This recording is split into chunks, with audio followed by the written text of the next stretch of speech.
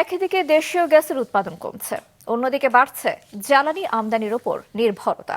এই বাস্তবতায় জ্বালানি সাশ্রয় এখন শুধু প্রয়োজন নয়, অর্থনীতির জন্য একটি গুরুত্বপূর্ণ কৌশল।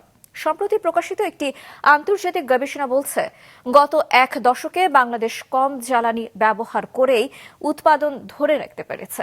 জাহেদ সেলিমের রিপোর্ট।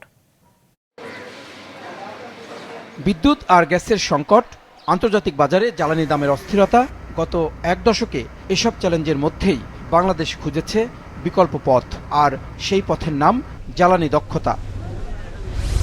আন্তর্জাতিক জ্বালানি বিশ্লেষণ সংস্থা IEEF এর গবেষণা অনুযায়ী 2014-15 থেকে পরবর্তী এক দশকে বাংলাদেশে জ্বালানি দক্ষতা বেড়ে 13.64% হয়েছে। বছর প্রতি এই বৃদ্ধির হার প্রায় 1.52, যার সবচেয়ে বড় সুফল বিদেশি মুদ্রা সাশ্রয়। 2023-24 অর্থবছরেই বাংলাদেশ 70 লাখ টন তেল সমপরিমাণ জীবাশ্ম জ্বালানির ব্যবহার এড়াতে পেরেছে, যার বাজার মূল্য প্রায় $330 কোটি। প্রতি বছর একইভাবে আমরা সাশ্রয় করেছি সেটা না, 16-17 সালের দিকে জ্বালানি দক্ষতা বেড়েছে বেশ খানিকটা, এরপরে এটা আবার স্লো হয়ে যায় এবং 18-19-এর দিকে এসে মোটামুটি একেবারে শূন্যের কাছাকাছি চলে আসে। পরবর্তীতে আবার 20-21 অর্থ বছর বা তারপর থেকে এটা বাড়ে। IEEF এর গবেষণা বলছে, জ্বালানি দক্ষতার এই অগ্রগতি কাকতালীয় নয়। 2016 সালের energy efficiency and conservation master plan এই পরিবর্তনের ভিত্তি তৈরি করে।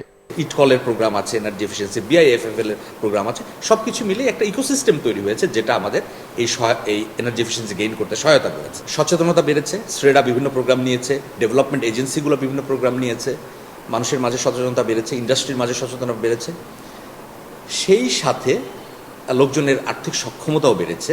বাসাবাড়িতে ফর এক্সাম্পল তারা এখন এফিশিয়েন্ট অ্যাপ্লায়েন্স কিনতে পারে। আমরা এখন ইন্ডাস্ট্রিগুলোকে ক্লাস্টার করছি, যে কোন কোন ইন্ডাস্ট্রিগুলো যেগুলো অলরেডি অনেক বেশি এনার্জি কনজিউম করে সেগুলোকে আমরা চিহ্নিত করেছি প্রাথমিক পর্যায়ে। এখন আমরা, আপনারা জানেন, স্টেডার উদ্যোগে আমরা সার্টিফাইড এনার্জি অডিটর তৈরি করেছি। বাংলাদেশে এখন 42 জন সার্টিফাইড এনার্জি অডিটর আছে।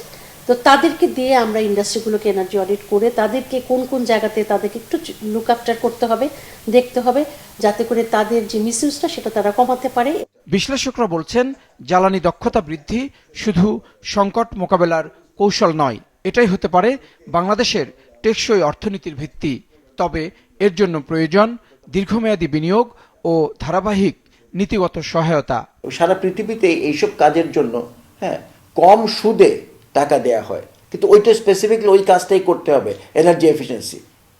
তো কিন্তু ওইটার জন্য ম্যানেজ করতে হবে লো ইন্টারেস্টে একটা সার্টেন অ্যামাউন্ট অফ টাকা বাংলাদেশ গভর্নমেন্টকে প্রত্যেক বছরে রাখতে হবে এইসব কাজে।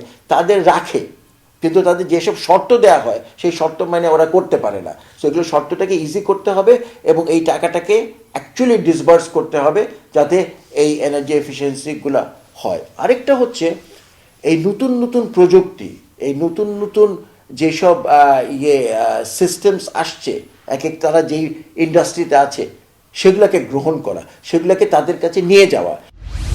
সরকারের লক্ষ্য 2030 সালের মধ্যে জ্বালানি দক্ষতা 20% নেয়া। প্রবৃদ্ধির বর্তমান হার বজায় থাকলে বাংলাদেশ 2029 সালেই সেই লক্ষ্যে পৌঁছে যাবে। জাহেদ সেলিম, মাছরাঙা সংবাদ, ঢাকা।